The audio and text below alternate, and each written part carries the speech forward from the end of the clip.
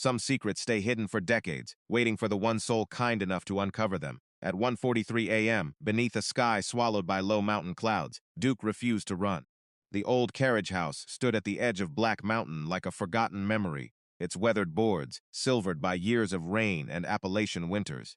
Smoke drifted lazily through the cold air from a small section of the rear structure, where a beam had collapsed earlier that evening. After an electrical fault sparked inside an abandoned storage room. The local volunteer firefighters had already left. The danger was over. The property was quiet again. Yet Duke remained frozen near the eastern wall. Thomas Reed stood 20 yards away, hands buried inside the pockets of his worn field jacket, watching his German shepherd circle the same patch of ground for the 5th time. The dog's ears were rigid. His amber eyes never left the spot beneath the damaged floorboards. "Come on, buddy," Thomas called softly. "It's over." Duke didn't move. A cold wind swept through the pines and carried the scent of wet earth across the hillside. Somewhere deeper in the valley, a church bell rang once and disappeared into the darkness. Duke lowered his nose and scratched at the ground again, not playfully, not nervously, purposefully, the way military working dogs searched when they believed something mattered. Thomas felt an uneasy chill creep up the back of his neck. Over the years, he had learned to trust Duke's instincts more than his own. The dog had warned him about flash floods, unstable trails, and strangers who seemed friendly until they weren't. More than once, Duke's judgment had proven better than any human explanation. The beam of Thomas's flashlight swept across the blackened floor. Nothing looked unusual. Splintered wood, damp soil, old stone foundation blocks laid sometime before World War II. Yet Duke continued digging. Claw after claw tore through loose dirt beneath the broken boards. Then suddenly he stopped. The German shepherd stiffened, his tail lowered. His gaze locked onto something hidden below. Thomas stepped closer. "What is it?" Duke pawed once more. A dull metallic sound echoed beneath the soil. Thomas froze. Metal. His flashlight beam trembled slightly as he knelt beside the hole. The earth had fallen away just enough to reveal the corner of a rusted steel box buried beneath the foundation. Not a pipe. Not scrap metal. A box, rectangular, deliberately hidden. Duke sat beside it and stared. Thomas brushed away more dirt with his gloved hand. The steel surface emerged inch by inch beneath decades of packed soil. Then he saw something that made his stomach tighten. Deep scratches marked the lid. Fresh scratches. Not from age. Not from rust. Someone else had already tried to open it. The mountain wind whispered through the trees above. Duke never looked away from the box. Neither did Thomas. Somewhere in the darkness beyond the property line, a vehicle door closed softly. The sound lasted only a second before silence returned. Thomas slowly rose to his feet and scanned the shadows surrounding the carriage house. Nothing moved. Nothing answered. Yet for the first time since inheriting the old property, he felt certain of one thing. Whatever had been hidden beneath this house was important enough for someone to come looking for it. And Duke had found it first. 48 hours earlier, rain tapped softly against the roof of an aging Chevrolet Suburban parked beneath a flickering street lamp outside Asheville. The windshield was fogged from the cold. A freight train moaned somewhere beyond the river. Thomas Reed opened his eyes before the sound had fully faded. Years of military service had trained him to wake instantly. Beside him, Duke was already alert. The German shepherd stood between the seats, staring through the glass toward the empty street. Thomas rubbed a hand across his face and glanced at the digital clock on the dashboard. 11:18 p.m. Another night, another parking lot, another place that was not home. "See anything?" he asked quietly. Duke tilted his head but never looked away from the darkness outside. Thomas reached into the center console and unfolded a wrinkled receipt. Written on the back were numbers he checked every day. Remaining cash, fuel level, medication refill date. The numbers never seemed to improve. He folded the paper and slid it away again. "We have enough gas for maybe 2 days," he said with a tired smile. "After that, I guess we start charging squirrels rent." Duke responded with a single tail thump. Thomas laughed softly. It was the first laugh he had managed all week. Outside, rain drifted through the glow of the street lamp. College students crossed the street, carrying takeout bags and umbrellas. None of them looked toward the old Suburban. Thomas was used to that. People rarely noticed men who lived inside vehicles. Around midnight, Duke finally settled onto a blanket in the rear cargo area. Thomas leaned back and closed his eyes. Sleep came in pieces these days. 10 minutes here, 15 there. Memories filled the spaces between. Desert roads, dust storms. Voices he could not quite remember anymore. His flip phone buzzed suddenly against the dashboard. Thomas jumped and grabbed it. Unknown number. He stared at the screen. "Probably another warranty scam," he muttered. The phone stopped ringing. Seconds later, a voicemail notification appeared. Duke lifted his head immediately. Thomas pressed play. A calm woman's voice filled the vehicle. "Mr. Reed, my name is Amelia Brooks. I am calling regarding the estate of Evelyn Harrow. You have been named beneficiary of a property transfer located in Black Mountain, North Carolina. Please contact my office as soon as possible." Thomas frowned. The name sounded familiar. Then the memory surfaced. An elderly woman sitting alone at a veterans outreach center years ago. A broken generator during a winter storm. A hospital room after a bad fall. Small moments, kindnesses he had never expected to matter. The voicemail continued. "There are documents requiring your signature. Miss Harrow also left specific instructions regarding your dog." Thomas sat frozen. "My dog," he repeated. Duke climbed forward and rested his chin on Thomas's knee. "You hear that, buddy? Apparently you are part of the paperwork." Another tail thump. Thomas replayed the message twice more. Then a third time. By morning, mountain fog hung low over the highway as he drove east toward Black Mountain. The Suburban rattled with every mile. Duke sat upright in the passenger seat, watching the road ahead. "I do not know what we are driving toward," Thomas admitted. "But if somebody remembered us after all these years, maybe we should listen." Duke's ears lifted. The mountains emerged through the mist like old guardians rising from sleep. For the first time in a very long while, Thomas felt something unfamiliar stirring beneath the weight he carried every day. It was not certainty. It was not happiness. It was hope. The road climbed steadily through the Blue Ridge foothills as morning sunlight filtered through layers of mist hanging between the trees. Thomas kept both hands on the steering wheel while Duke watched the passing landscape with quiet attention. The farther they traveled from Asheville, the narrower the roads became. Small farms appeared between stretches of forest. Old barns leaned against time. White church steeples rose above valleys wrapped in fog. Just before 10 o'clock, the Suburban rolled into Black Mountain. Thomas followed the directions Amelia Brooks had provided until he reached a red brick building near the town square. A polished brass sign beside the entrance read Brooks, Whitmore, and Hale. He parked beside the curb and glanced at Duke. "Think lawyers allow handsome German shepherds inside?" Duke blinked slowly. "I will take that as a yes." 20 minutes later, Thomas sat across from Amelia Brooks in a quiet office overlooking Cherry Street. She appeared to be in her late 50s, dressed neatly with silver-framed glasses and kind eyes that seemed practiced at delivering difficult news. Duke lay beside Thomas's chair, calm and observant. Amelia smiled when she noticed the dog. "That must be Duke." Thomas nodded. "Apparently he is in the will." The attorney laughed softly. "More than you realize." She opened a folder and slid several documents across the desk. "Evelyn Harrow passed away peacefully 6 weeks ago." Thomas lowered his eyes. "I did not know." Very few people did. She requested privacy during her final months. A brief silence settled over the room. Outside, wind stirred the leaves along the sidewalk. Amelia continued. "Before she died, she left very specific instructions regarding one property." She handed Thomas a photograph. His eyes narrowed. The picture showed an aging carriage house standing alone beneath towering oak trees on a hillside overlooking the mountains. "That place belongs to you now," Amelia said. Thomas stared at the photograph. "Why?" Amelia folded her hands. "Because years ago, when everyone else was too busy, you stopped to help an elderly woman stranded during a winter storm. You repaired her generator. You drove her to a hospital after she slipped on ice. You never accepted payment." Thomas looked away. "Anybody would have done that." Amelia's expression softened. "No, Mr. Reed, they did not." For several seconds, neither spoke. Then Amelia slid another envelope across the desk. "This was left specifically for you." Thomas carefully opened it. Inside was a handwritten note. The paper trembled slightly between his fingers. "Dear Thomas, if you are reading this, then I am finally home with my husband again. Thank you for every kindness you showed me when the world became very small. The Carriage House has waited a long time for someone who still understands loyalty. Trust Duke. He will know where to look." Thomas stopped reading. "What does that mean?" Amelia shook her head. She never explained. Duke suddenly lifted his head from the floor, his ears tilted forward. Thomas glanced down at him. "You know something I do not?" Duke's tail moved once. Amelia smiled. "That dog seems unusually intelligent. Sometimes I think he understands more than most people." After completing the paperwork, Amelia handed Thomas a small ring holding 3 old brass keys. "The property is about 8 miles outside town. There is electricity, but it has not been occupied in years." Thomas turned the keys over in his hand. "And nobody else wanted it?" Amelia hesitated for the first time. "Actually, there was one interested buyer." "Who?" "A developer named Victor Blackwood. He made several offers during the past year." Thomas frowned. Why would a developer care about an old carriage house? Amelia looked toward the window. That is a question I was hoping you might answer someday.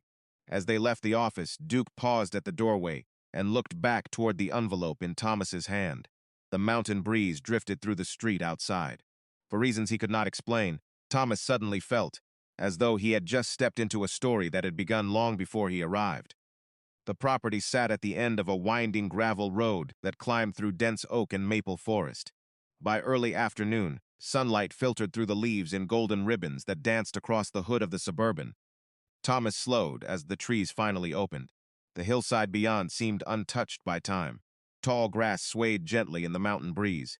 A weathered split-rail fence stretched across the property line, and standing near the crest of the hill was the old carriage house.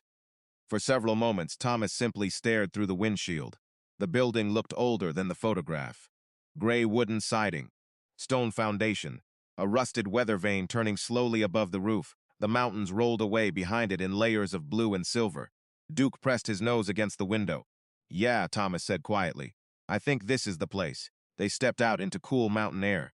The scent of pine needles and damp earth drifted across the hillside. Somewhere nearby, a creek moved through the woods with a soft whisper. Thomas approached the porch and studied the structure carefully. Despite its age, the building seemed remarkably well preserved. The front steps creaked beneath his boots. He unlocked the door using one of the brass keys Amelia had given him. The hinges groaned softly as sunlight spilled across a room frozen in another era. Dust floated through the air. Old furniture remained covered beneath white sheets. A cast-iron stove stood against one wall. Framed photographs lined a shelf above a stone fireplace. "Well," Thomas said, "I have definitely lived in worse places." Duke entered first. His paws clicked softly across the wooden floor. The German shepherd moved from room to room with calm curiosity. Thomas smiled. "Inspection team is already working, huh?" Duke ignored him and continued exploring. For the next hour, Thomas opened windows and swept away years of dust. The mountain breeze filled the rooms with fresh air. The house slowly seemed to wake from a long sleep. Then the sound of an approaching engine drifted up the gravel road. Thomas looked through the front window. A black luxury SUV climbed the hill and stopped near the fence. A man stepped out wearing expensive boots, dark sunglasses, and a tailored jacket that seemed strangely out of place among the mountains. He appeared confident. Too confident. Duke immediately stopped moving. His ears lifted. Thomas noticed the change. The man approached with a smile already prepared. "Thomas Reed?" Thomas nodded. "That is me." The stranger extended a hand. "Victor Blackwood. I own several properties in this area." Thomas shook his hand briefly. "Nice to meet you." Victor glanced toward the carriage house. Beautiful location, wonderful views, tremendous potential. Thomas folded his arms. "Sounds like you have already evaluated it." Victor laughed. "Occupational habit." Duke moved closer and sat beside Thomas. His eyes never left Victor. The developer noticed. "Impressive dog." "He usually likes people," Thomas replied. Victor's smile tightened slightly. "I hear you recently inherited this property. News travels fast. Small town." Victor slipped a business card from his pocket. "I would like to make an offer." Thomas frowned. "I have owned it for less than 4 hours, which is exactly why now is the perfect time." Victor named a figure that made Thomas blink. The amount was far higher than he expected. Far higher than any abandoned carriage house should be worth. Thomas looked toward the building, then back at Victor. "Why?" Victor removed his sunglasses. "Because some opportunities are worth moving quickly." Thomas studied him carefully. "And if I say no?" Victor smiled again, but something colder hid beneath it. "Then I suppose you will enjoy being a homeowner." Duke let out a low rumble deep in his chest, not aggressive, just warning. Victor glanced down at the dog before stepping back. "Think about the offer, Mr. Reed." He returned to his vehicle and drove away down the hill. The sound of the engine gradually disappeared into the forest. Silence returned. Thomas watched the road for several seconds. Then he looked down at Duke. "Okay," he said. "Now I know something is definitely strange." Duke remained staring toward the trees long after the SUV had vanished. The first evening settled gently over the mountains. Golden sunlight faded behind the ridges, leaving long shadows across the hillside. Thomas spent the remaining daylight cleaning the main room, stacking firewood near the stove, and opening every window to chase away the scent of dust. For the first time in months, he felt something close to peace. Duke, however, seemed to have other plans. While Thomas worked, the German shepherd repeatedly disappeared, down the same narrow hallway, near the rear of the house. Every few minutes he returned to a corner room and stood silently near the eastern wall. At first, Thomas paid little attention. You found your favorite room already, he joked. Duke did not react. He simply stared at the floor. By sunset, Thomas had noticed the pattern 6 times. He walked into the room and leaned against the doorway. All right, what am I missing? Duke lowered his nose toward the floorboards and sniffed carefully. The room itself appeared ordinary. A small writing desk sat beneath a dusty window. An old rocking chair occupied one corner. Nothing seemed unusual. Thomas crossed the room and tapped the floor with his boot. Solid wood, no hollow sound, no loose boards. Nothing. You are chasing ghosts, buddy. Duke glanced at him and then looked back down at the floor. The response felt strangely deliberate. Later that night, rain began tapping softly against the roof. Thomas lit a small fire in the stove and heated a can of soup. The warm glow filled the room with amber light. Outside, the forest disappeared into darkness. Wind moved gently through the trees. It should have been the perfect ending to a long day. Yet Duke refused to settle down. Twice during dinner, he walked back to the same room. 3 more times before 10 o'clock. Finally, Thomas followed him. This is becoming a habit. Duke stood directly above one section of floor near the wall. His ears were forward. His posture was alert. Thomas crouched beside him and ran his hand across the wood. Dust collected on his fingertips. Nothing else. There is nothing here. Duke immediately pawed the floor once, then again. Thomas frowned.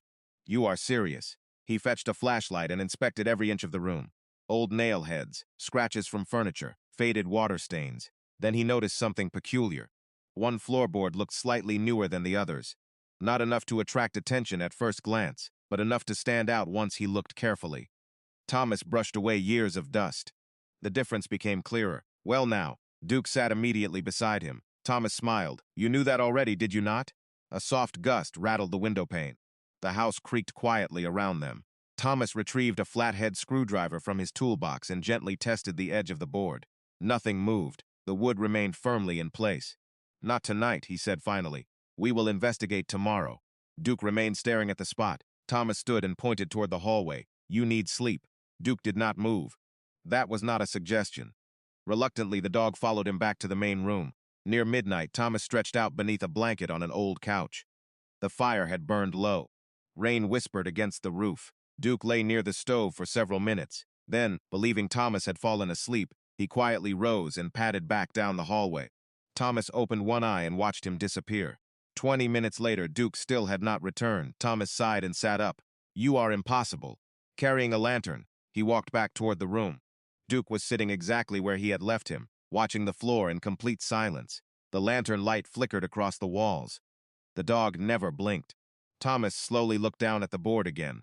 For reasons he could not explain, the room suddenly felt less ordinary than it had before. And somewhere deep beneath the floor, hidden behind decades of silence, he began to suspect that something was waiting. Morning arrived wrapped in silver fog. The mountains beyond the property appeared and disappeared behind drifting clouds, while dew sparkled across the tall grass. Thomas woke early and found Duke already sitting near the back door. The German shepherd stood the moment he saw him and immediately walked toward the hallway. Thomas laughed quietly. You really are not letting this go, are you? Duke glanced back once and continued. Coffee steamed from a chipped enamel mug as Thomas entered the room again.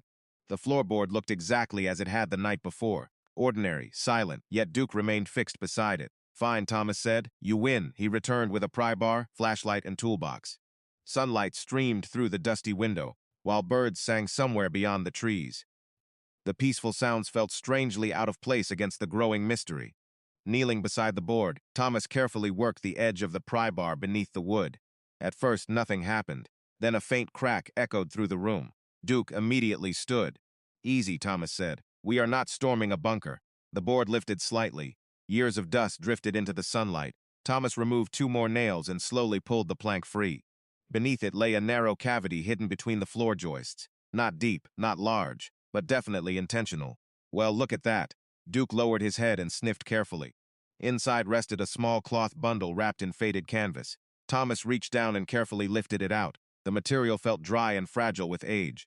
He carried it to the desk and slowly unfolded the fabric. Several items slid onto the wooden surface, a yellowed envelope, a folded map, and a tarnished brass key attached to an old military identification tag. Thomas stared at the tag. The metal was worn but still readable. Lieutenant Samuel Harrow, United States Army. Duke sat beside him. The room seemed unusually quiet. Harrow, Thomas whispered. Same last name. He opened the envelope carefully. Inside was a handwritten note dated nearly 50 years earlier. The ink had faded but remained legible. Thomas read aloud, "If this reaches someone worthy, protect what remains hidden. The truth belongs to the right hands, not the highest bidder." Thomas lowered the paper slowly. "That is not suspicious at all." Duke's ears twitched. The map drew Thomas's attention next. It showed the property and surrounding acreage. Most of it appeared ordinary. Then he noticed several markings made in red pencil. One symbol matched a location behind the carriage house near the eastern foundation, the same side of the building Duke seemed obsessed with. Thomas traced the mark with his finger. "You knew about this somehow?" Duke wagged his tail once. Before Thomas could continue, a distant engine echoed up the gravel road. He immediately looked toward the window. A black SUV appeared briefly through the trees before stopping near the front gate. Thomas narrowed his eyes. Victor. The vehicle remained parked for less than a minute before turning around and leaving. No visitor, no conversation, just observation. Duke moved to the window and watched until the road disappeared from view again. Thomas folded the map and slipped the note into his jacket pocket. Something about the visit unsettled him. Victor had no reason to be there, unless he already knew something existed. Thomas looked back at the old military tag resting on the desk. Samuel Harrow, Evelyn's husband perhaps, or a relative. Either way, the hidden compartment had not answered any questions. It had only created new ones. As sunlight filled the room, Thomas picked up the brass key and turned it slowly in his hand. Somewhere on this property, a lock was still waiting for it, and judging by Duke's unwavering attention, they were only beginning to uncover the first layer of a much larger secret. The weather shifted 2 days later. Heavy clouds rolled across the mountains and turned the afternoon sky the color of slate. Thomas spent most of the day studying the map and comparing its markings to the property outside. Every path seemed to point toward the eastern side of the carriage house. By sunset, a steady rain began falling across the hillside. Water tapped against the windows while wind moved through the trees with a low whisper. Duke remained restless. He paced between the front room and the eastern wall, back and forth, again and again. Thomas looked up from the map spread across the table. "You have worn a trail into the floor." Duke stopped and stared toward the hallway. "You want me to follow you?" The German shepherd immediately turned and walked away. Thomas shook his head with a faint smile. "That is a yes." Lantern in hand, he followed Duke outside into the rain. Cold droplets pattered against his jacket as they crossed the muddy grass. The dog moved directly toward the eastern foundation. Not the room inside, the exterior wall beneath it. Thomas crouched beside the stone base and swept the lantern light across the ground. Nothing, just wet earth and scattered leaves. Duke began digging. There it is again. Mud flew behind the dog's paws. Several inches down, he stopped suddenly and barked once. Thomas knelt beside him. Something metallic reflected the lantern light. His pulse quickened. Together they cleared away the remaining dirt. A rusted steel hatch emerged from beneath decades of soil and roots. Thomas stared at it in disbelief. No wonder nobody found you. The hatch measured barely 3 feet across and sat almost flush with the foundation stones, hidden, deliberately concealed. The brass key felt heavy in Thomas's pocket. He pulled it out and examined the lock mounted beneath layers of rust. The size matched perfectly. Duke sat beside him, watching closely. "All right," Thomas whispered. "Let us see what Samuel Harrow wanted protected." The key resisted at first. Then, with a sharp click, the mechanism turned. Thomas slowly lifted the hatch. Damp air drifted upward, carrying the scent of old wood and earth. A narrow stone compartment appeared below. At the bottom rested a weatherproof military lockbox coated in dust. Thomas froze. The same military style he remembered from his service years. The same shape soldiers trusted to protect important records. He climbed down carefully and lifted the box into the rain. Duke immediately sniffed the lid. Thomas noticed something that made his stomach tighten. Deep scrape marks crossed the metal surface. Fresh marks. Recent. Someone had tried to force it open. "You saw this before I did you not?" Duke remained focused on the box. A sudden flash of headlights appeared through the trees. Thomas turned sharply. Far down the gravel road, a vehicle sat partially hidden among the woods. Its lights disappeared almost immediately, gone before he could identify it. Rain continued falling. The mountains seemed to hold their breath. Thomas looked back at the lockbox. Victor. The name felt heavier now. Whoever had been watching the property knew about something hidden here. Maybe not the exact location, but enough to keep returning. Thomas carried the box inside and placed it on the old table. Water dripped from his jacket onto the wooden floor. Duke remained beside him. The lantern flame flickered softly. Thunder rumbled far beyond the mountains. Thomas traced the scratches across the lid. Someone had come searching before him. Someone had failed. And now, after decades of silence, the secret had finally surfaced again. The storm continued through most of the night. Rain rolled down the windows while the old carriage house settled and creaked around them. Thomas sat alone at the table with the military lockbox resting beneath the lantern's glow.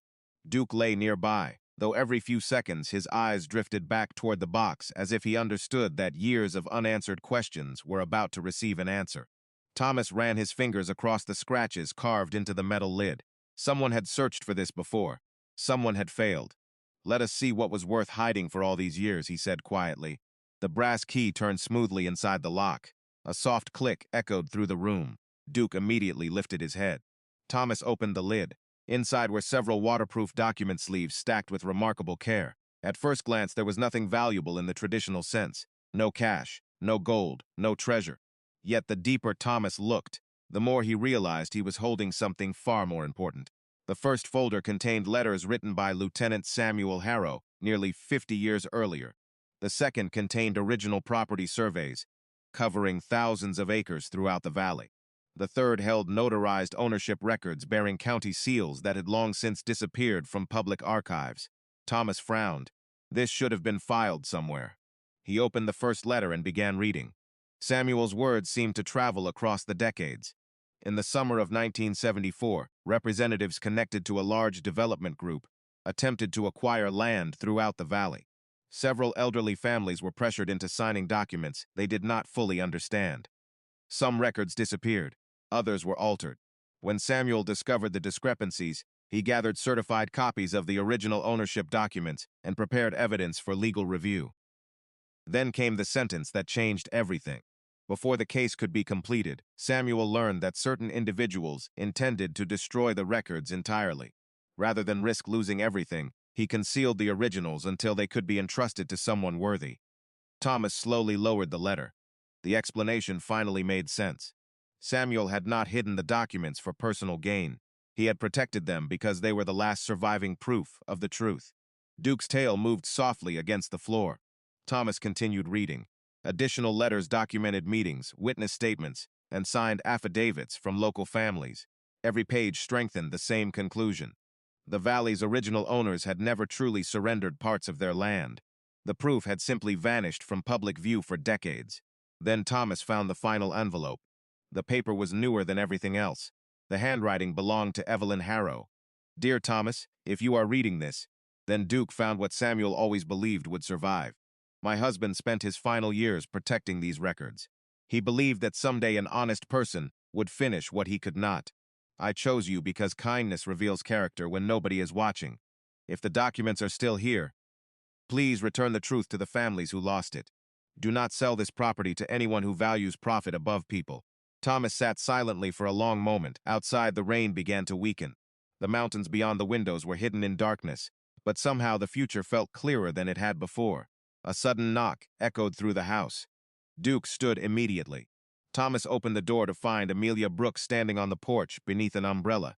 She carried a folder under one arm and concern in her eyes. "I apologize for the late visit," she said, "but I thought you should know something." She stepped inside and placed the folder on the table. "Victor Blackwood has spent years trying to acquire land throughout this valley. He recently increased his efforts after learning this property still existed." Thomas exchanged a glance with Duke. Then he handed Amelia Samuel's letters. She read quietly for several minutes. Her expression gradually shifted from curiosity to astonishment.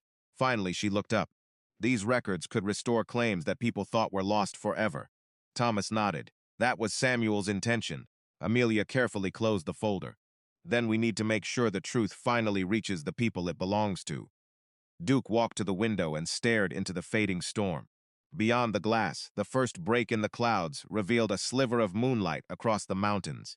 After decades of silence, the secret hidden beneath the carriage house was no longer waiting to be discovered. It was finally ready to be shared. 6 months later, autumn arrived in Black Mountain with hillsides painted in gold, amber, and crimson. The story hidden beneath the old carriage house had spread far beyond the valley. What began as a forgotten lockbox beneath a foundation had become one of the most important historical discoveries the county had seen in decades. Thanks to the original records Samuel Harrow protected, Multiple families were able to confirm ownership claims that had been disputed for generations. Land that once seemed lost was finally restored through legal channels. Old questions received long overdue answers. More importantly, people regained pieces of their family history that money could never replace. On a bright Saturday morning, the town gathered at the community center, overlooking the valley. Children ran across the grass while neighbors shared food beneath rows of white tents. It was not a celebration of property. It was a celebration of truth finally finding its way home. Thomas stood near the edge of the crowd, with Duke resting beside him. As usual, he seemed more comfortable observing than being the center of attention. Amelia Brooks approached, carrying a framed photograph. "I think you should see this." Thomas accepted it carefully. Inside the frame was an old black and white photograph of Samuel and Evelyn Harrow standing beside the carriage house many years earlier. Both were smiling. Beneath the photograph was a small engraved plaque, "Guardians of What Matters." Thomas stared at it quietly. "They would have liked today," Amelia said. "I think they would have liked knowing people finally remembered." Nearby, an elderly farmer named Walter Green slowly approached. His family had recovered ownership records to a parcel of land his grandfather had spoken about his entire life. Walter removed his cap and held it against his chest. "Mr. Reed," he said softly, "there are not enough words to thank you." Thomas shook his head. "You should thank Samuel and Evelyn." Walter smiled. "Maybe, but you were the one who finished what they started." For a moment, neither man spoke. Then Walter crouched and scratched Duke behind the ears, and maybe him too. Duke accepted the attention with quiet dignity. Later that afternoon, another familiar face appeared near the edge of the gathering. Victor Blackwood. He walked across the lawn and stopped beside Thomas. The two men watched the mountains in silence for a few seconds. Finally, Victor spoke. "I spent years chasing land." Thomas glanced at him. Victor continued. "Funny thing is, I never realized the real value was the people connected to it." Thomas smiled slightly. "Most lessons worth learning take time." Victor nodded. "I suppose they do." He extended his hand. This time there was no business proposal, no hidden agenda, just respect. Thomas shook it. When Victor walked away, it felt like the final loose thread of the story had finally settled into place. As evening approached, the crowd slowly dispersed. The valley grew quiet again. Thomas drove back to the carriage house with the windows down while cool mountain air filled the truck. Duke sat beside him, watching the familiar road unfold ahead. Home. The word still felt new, yet it felt right. After arriving, Thomas carried the framed photograph onto the porch. He hung it beside the front door, where the setting sun painted it in warm golden light. Then he sat down in the old wooden rocker and looked out across the mountains. Duke walked to the eastern side of the house where he had first sensed something hidden beneath the floor. He stood there for a moment, staring at the spot that had changed everything. Then he returned and settled beside Thomas. The evening breeze moved softly through the trees. Church bells echoed faintly from somewhere across the valley. Thomas rested a hand on Duke's shoulder and smiled. "You knew all along, did not you?" Duke leaned against him. No answer was needed. The carriage house was no longer a mystery. The truth was no longer buried. And for the first time in many years, Thomas Reed was not searching for a place in the world. He had already found it. Thank you so much for watching all the way to the end. If you enjoyed this story, please like, subscribe, and share it with friends who might enjoy it too. We would love to know where you are watching from. Tell us your city and country in the comments. More heartfelt and unforgettable hero dog stories are already waiting for you. See you in the next one.